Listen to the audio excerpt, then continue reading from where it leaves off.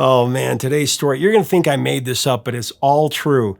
So today's band headlined one of the first big festivals of the 80s while they were working on this song and this album. The other big headliner from this festival was the most famous punk band on the planet, and they dissed this band because they were getting paid more.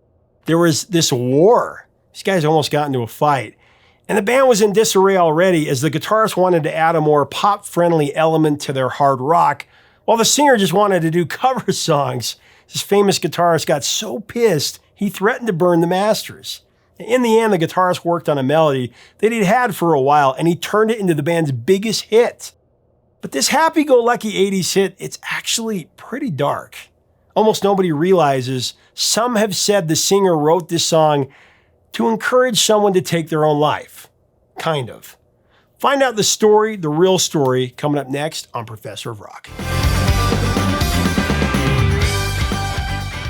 Hey music junkies, Professor of Rock, always here to celebrate the greatest artists and the greatest songs of all time. Make sure that you subscribe below to be a part of a community that is dedicated to the timeless music of the rock and roll era. Don't miss exclusive interviews, stories of the greatest music ever, and make sure to look us up on Patreon to be a part of curating this rock era. Van Halen was busy working on their upcoming blockbuster album, 1984 and early 1983, when they were offered one of the 3 headliner slots for a new music festival to be held over Memorial Day weekend in San Bernardino, California, just east of Los Angeles. The offer to headline was lucrative, and the look was huge. The US Festival was conceived to be one of the largest music festivals in history, with a projected attendance of 500,000 people, 500,000. The other 2 headliners were to be David Bowie and The Clash. The US Festival did in fact have a massive audience of just over 400,000, but it turned out to be infamous for losing over $10 million for the creators, which included Apple co-founder Steve Wozniak.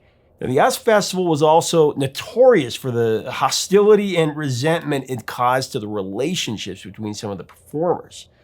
Most contentious was the rift between Van Halen in this corner and The Clash. The Clash were incensed because they discovered on site at the festival, apparently, that they were being paid only half of what Van Halen was getting. Van Halen received $1.5 million, which was then a record for the biggest payout for a single performance by any artist.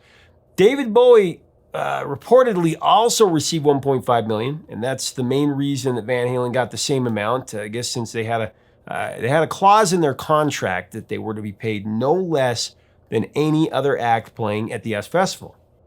The Clash were apparently okay with David Bowie getting paid that kind of cash, but they called Van Halen hamburger music, which I love The Clash, don't get me wrong, the only band that matters. I've always looked up to Joe Strummer as one of the greatest forces in rock, but they were dead wrong on their assessment of the titans of rock, the mighty Van Halen. Apparently Joe Strummer and David Lee Roth got into a full-on shouting match backstage. How unbelievable would that be to have been like a fly on the wall to experience that? Anyway, The Clash felt so disrespected and devalued that they came close to pulling out of the show altogether before finally relenting when Woz agreed to give a portion of the proceeds of the US Festival to charity, adhering to the demands to P. Strummer and Mick Jones. And remember, the US Festival would be Mick Jones' last live performance with The Clash. Now, The Clash were plenty pissed. They came out to play their slot with a huge banner that said, "The Clash are not for sale." This upset festival organizers, and there's actually a legend that they flashed up a $500,000 check on the screen that they paid The Clash. Eddie Van Halen and David Lee Roth ultimately took the high road when asked about the controversy. They simply responded to the question about the pay disparity with, "Hey, festival promoters offered us the money, we didn't ask for it." Very cool, since Diamond Dave would normally have said plenty, although he did say this. "The only people who put iced tea in Jack Daniels bottles is The Clash, baby!" Stop for a minute and think about how great the rock and roll era was. No rivalry today could compare to Van Halen versus The Clash. You can't make this stuff up. I mean, that rivalry would have made like Justin Bieber run and hide in his safe space. Are you kidding me? Amazing. David Lee Roth and Joe Strummer getting into fisticuffs. I mean, that would have broken the internet for good. Let fury have the hour indeed. Now, when the four members of Van Halen arrived at the S Festival to do some press, they had finished 3 songs for their upcoming LP, including a track that was years in the making, a catchy synth-driven track called Jump. Now, the genesis of Jump rewinds to the back of a tour bus in the late 70s, where Eddie Van Halen began creating a chord sequence that went through multiple iterations, moving into the early 80s. Eddie's original melody of his pet project embraced more pop sensibilities when he was inspired by the synthesizer sound used in Daryl Hall and John Oates' #1 smash, Kiss on My List, from 1981.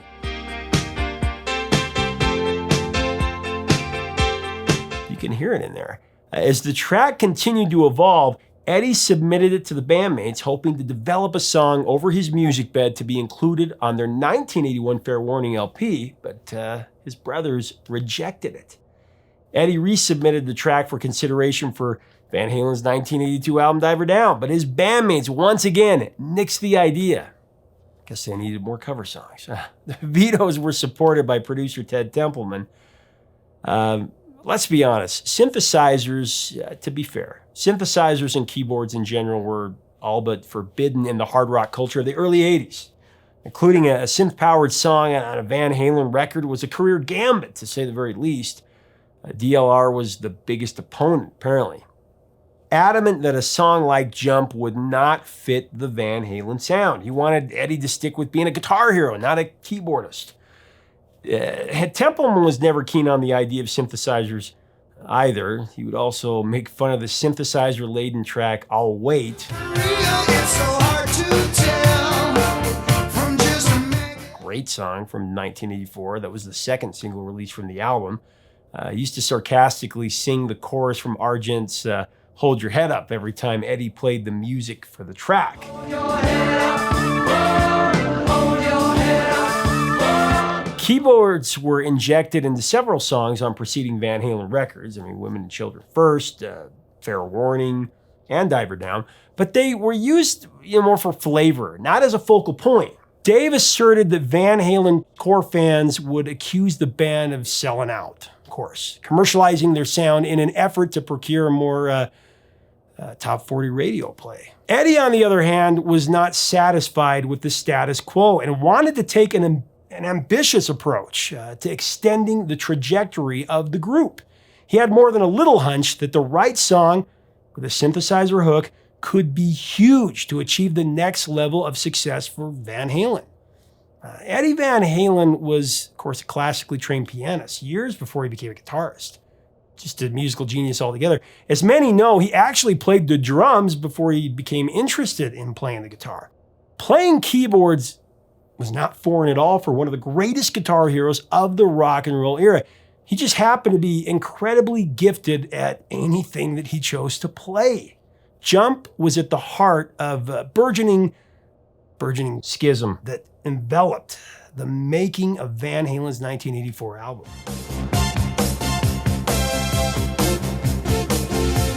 Eddie's vision on one side and DLR and Templeman's on the other, frustrated and fed up with the philosophical differences. Eddie went on the offensive and he built his own studio 5150 where he would lay down the music and essentially force the group to record the 1984 album his way, threatening to burn the masters if there was any further interference with his hardline wishes.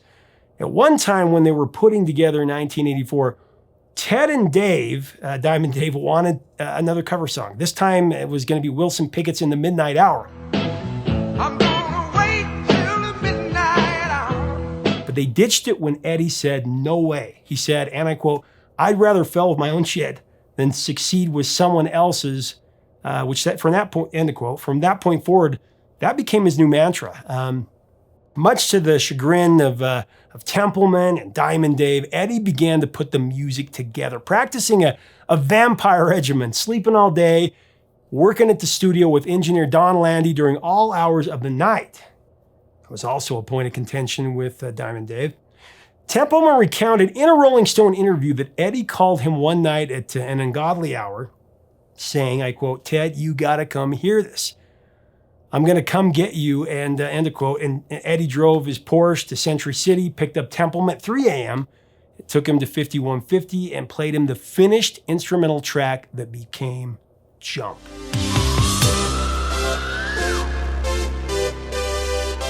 Despite his early skepticism about a synthesizer-powered Van Halen song, Templeman liked what he heard and he thought the track sounded great and he thought it really worked.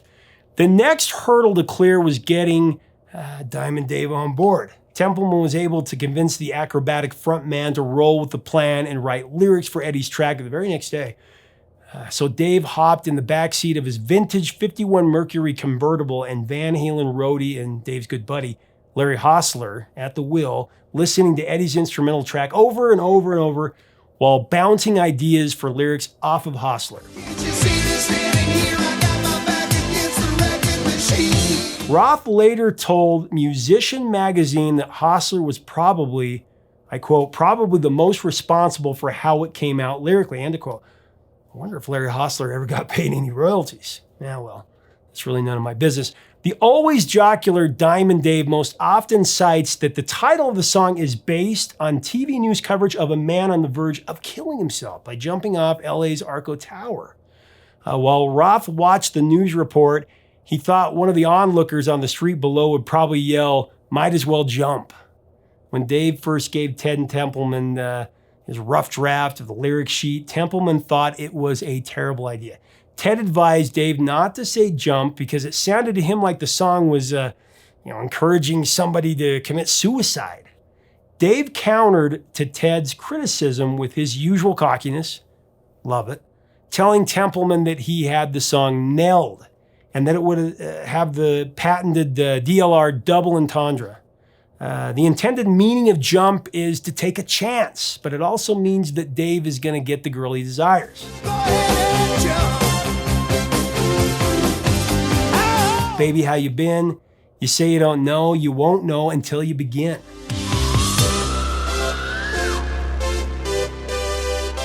The lyric of the chorus definitely has a carpe diem spirit to it. You know, a motivational Latin term, of course, meaning to seize the day, carpe diem. Might as well jump. Go ahead and jump. Go ahead and jump. Templeman's fears about someone mistaking the song's implication was not without merit. In a related story, a radio DJ named Steve Penk, announcing at 96.2 The Revolution in Metro Manchester, England, was rebuked after playing Jump on his morning show as police were trying to talk down a suicidal 30-year-old woman from a motorway bridge. The DJ claimed that he played Jump with DLR's Go Ahead and Jump lyric to empathize with frustrated commuters who were detained for hours because of the disturbed woman. Moments later, the woman actually jumped off the 30-foot bridge, fortunately only sustaining minor injuries, but the airplay stunt by Pink was judged as highly insensitive and in very poor taste by several mental health institutions and members of the media in the UK, of course. David Lee Roth also declared that he dedicated Jump to his sensei, martial artist Benny the Jet Urquidez. Black Belt magazine voted Urquidez Competitor of the Year in 1978. The Jet also taught self-defense to other celebrities besides Diamond Dave, including Dave Mustaine from Megadeth. There was Duff McKagan of Guns N' Roses and actor John Cusack, which is why I think Cusack wanted to be have that kickboxing in Cameron Crowe's classic film Say Anything.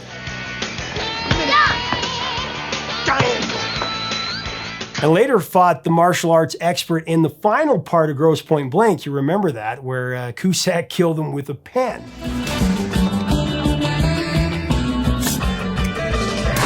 Actually, the same pen that Diane Court gave him in Say Anything. Give me a pen.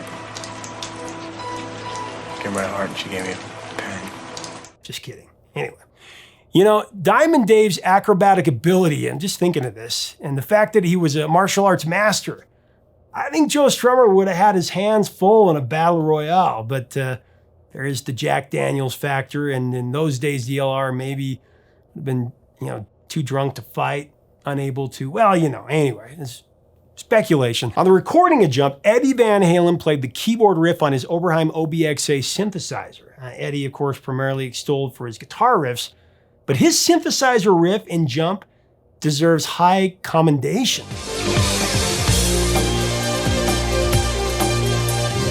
The keyboard sound that Eddie composed and performed for Jump simply did not exist in the rock world at that time.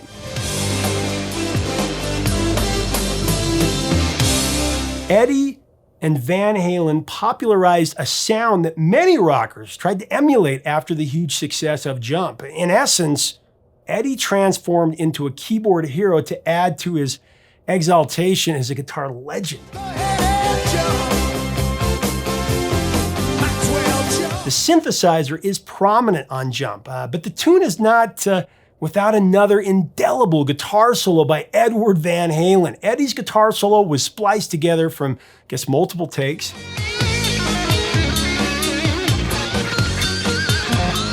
He was very proud of what he had done, of course, calling the solo on Jump his favorite solo that he ever wrote.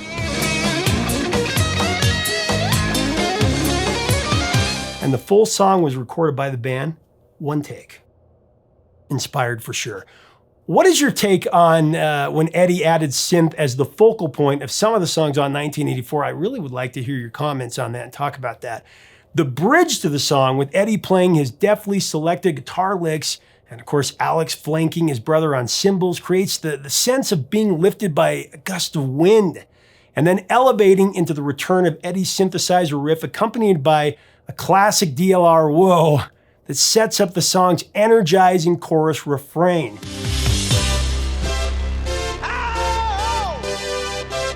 The melodic brilliance of Jump hits a feel-good apex when Eddie intersects his composition in the outro, trading off guitar and keyboard solos.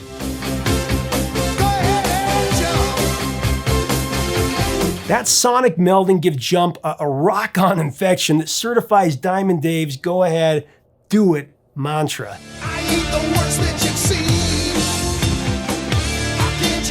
Jump leaped over internal conflict and years of artistic dissension to become the lead single for Van Halen's humongous 1984 album.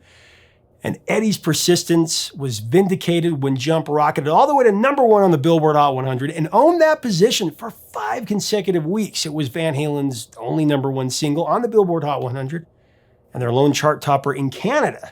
The track was wildly successful, perhaps exceeding even Eddie's lofty aspirations for it. Jump was nominated at the 27th Annual Grammy Awards in '84 in the Best Rock Performance by a Duo or Group with Vocal category, lost to Purple Rain by Prince and the Revolution. Back when the Grammys were great, let's be honest. Prince and Van Halen, are you kidding me? Can't you see what I mean? The track was ranked number 15 on VH1's 100 Greatest Songs of the 1980s. Jump was listed by the Rock and Roll Hall of Fame and Museum as one of the 500 songs that shaped rock and roll. It has developed into a sports rock anthem used as a theme song at many arenas and stadiums for professional teams, college teams all over the place, and of course played before the opening tip and subsequent jump balls during NBA games. Jump was also used as a theme song of the 2012 Summer Olympics. I'm sure it'll be a soundtrack in live events for decades to come, if not centuries. There's been a lot of hate piled on this song for a long time by longtime Van Halen fans, really. I don't really get it. Truth is, this song took them to the masses. Before that, they were highly regarded, but one of the 5 or 6 great hard rock bands. After Jump, which in turn pushed 1984 through the roof, Van Halen became the band. Not one of 5 or 6 of the cool bands of the hard rock, but the band. I mean, they became the standard bearer for hard rock or rock and roll, really, for good.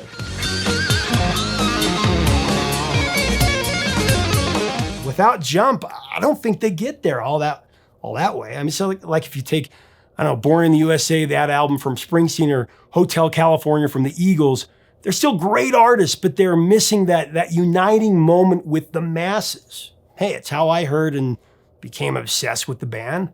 I first heard Jump and then saw the video on MTV and was hooked from that point forward.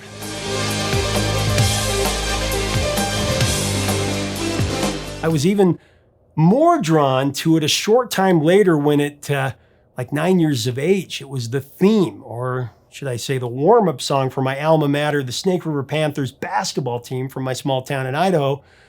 Not only was it their theme song from 84 to 85 season, they won the state championship. And our community, it meant everything to us. And I went about to every game because my dad was the announcer. And he actually helped give the stars of that team their nicknames, including Cole Jump Baldwin, who was our neighbor and used to come shoot hoops at our house. He was one of the stars there. Anyways, I was starry-eyed to say the least. So Jump by Van Halen is an absolute touchstone of my youth and what started my love for this band. I even recorded a Frank Sinatra swing version of the song when I was in a big band back in the day. I love this song. It's great. Well, can't you see what I mean? I might as well jump. It was a song for sporting events, like I said. In fact, in 2012, the PRS, Performing Rights Society for Music, the organization, that collects royalties on behalf of songwriters and performers, polled its 90,000+ members to find out which tune was the most popular sporting event song in the run-up to the Olympics. Jump was voted #1 most popular sporting song of all time in that poll. It's a song that decades later is just absolutely undeniable.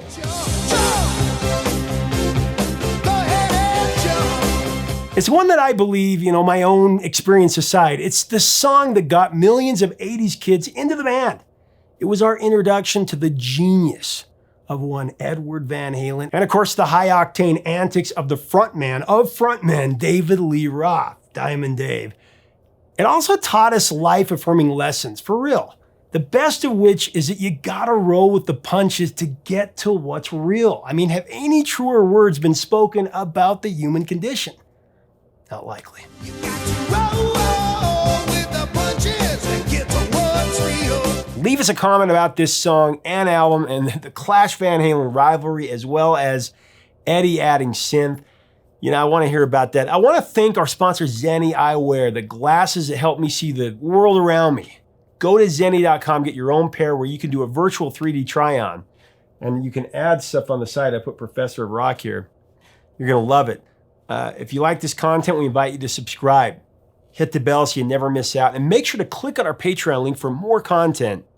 And become a real curator, supporter of this cause. Help us keep the music alive. Until next time, 3 chords and the truth, my friends.